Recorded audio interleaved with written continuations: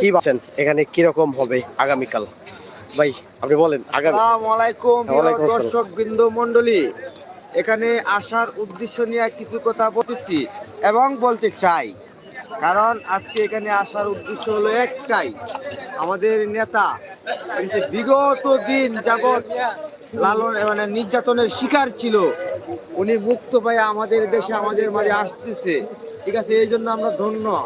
আমরা নেতাকে যদি পাই, আমাদের নেতা সৎ এবং আদর্শমান, এর মধ্যে কোনো ভুল নাই। আপনাদের নেতার জন্য আপনার এই বাংলাদেশের যে আনন্দ হচ্ছে, এটা আসলে আপনার কিরকম অনুভূতি সৃষ্টি করছে? অনুভূতি সৃষ্টি হচ্ছে, অনুভূতিটা অনেক ভালো হচ্ছে যে আমার নেতার এত জনমত, এত জনপদ, যে আমার নেতার কোনো তুলনা নাই। আর আমার নেতা কি ভালো এবং চরিত্রবান, চরিত্রহীন না। কারণ তাকে অনেকেই ভালোবাসতেছে, ভালোবাসতে এখানে রাতের আধারে সবাই